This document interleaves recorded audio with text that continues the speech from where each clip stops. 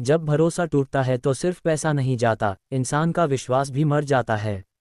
आज की कहानी एक ऐसे घोटाले की है जिसने बिहार ही नहीं, पूरे देश को हिलाकर रख दिया था। ये कहानी है सृजन घोटाले की, जहां समाज सेवा के नाम पर करोड़ों का खेल खेला गया।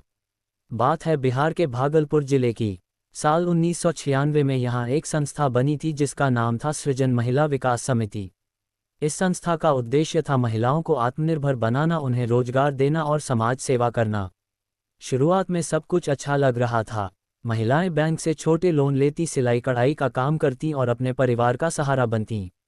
लेकिन धीरे धीरे इस संस्था की असली कहानी सामने आने लगी। जिस संस्था को समाज सेवा के लिए बनाया गया था वह धीरे धीरे घोटाले की फैक्ट्री बन गई। दरअसल सरकारी विभागों के जो पैसे महिला समिति के खातों में अस्थायी रूप से रखे जाते थे, उन पैसों को संस्था की संचालिका मनीषा झा और उसके साथियों ने अपने निजी कामों के लिए इस्तेमाल करना शुरू कर दिया। कहा जाता है कि बैंक और सरकारी अफसरों की मिलीभगत से करोड़ों रुपए सरकारी खातों से निकालकर सृजन के खातों में ट्रांसफर किए गए। कई सालों तक किसी को भनक तक नहीं लगी, क्योंकि सब कुछ कागजों में सही दिखाया जा रहा था। फर्जी हस्ताक्षर, फर्जी दस्तावेज और फर्जी एंट्रियों से पूरा सिस्टम चल रहा था।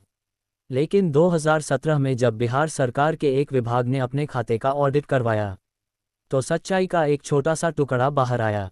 पता चला कि खाते में जो पैसा होना चाहिए था वो कहीं गायब है। जांच शुरू हुई तो पूरा बिहार हिल गया। सरकारी रिकॉर्ड के मुताबिक करीब 1500 करोड़ रुपए से ज़्यादा का गबन सामने आया। कुछ रिपोर्टों के मुताबिक ये रकम 2000 करोड़ रुपए तक जा सकती थी।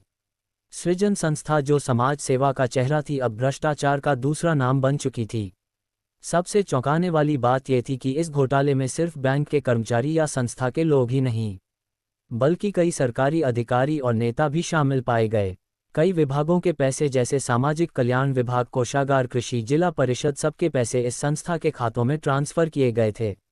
जांच में पाया गया कि सरकारी अधिकारियों ने फर्जी कागजात बनाकर यह रकम सृजन के खातों में डाल दी और संस्था ने उस पैसे से जमीन खरीदी, बिल्डिंग बनाए और निजी संपत्ति तैयार की।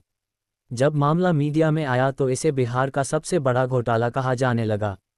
कई लोगों को गिरफ्तार किया गया, कई अफसरों पर कार्रवाई हुई। मुख्य संचालिका मनीषा झा की गिरफ्तारी के बाद भी कई रहस्य दबे रह गए। कहा जाता है कि कई बड़े नाम इसमें शामिल थे, लेकिन राजनीति की ताकत ने उन्हें बचा लिया।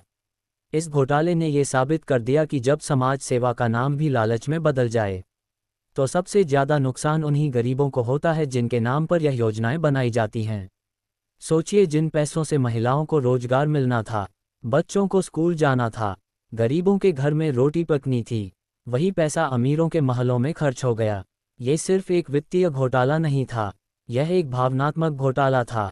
लोगों के विश्वास का गला घोंटने वाला अपराध था। सरकार ने मामले की जांच सीबीआई को सौंप दी। कई केस दर्ज हुए, कई बार सुनवाई हुई, लेकिन आज भी लोग पूछते हैं कि असली दोषी कौन था। क्या सारे पैसे वापस आए? क्या जो महिलाओं की उम्मीदें टूटी वो फिर जुड़ सकीं?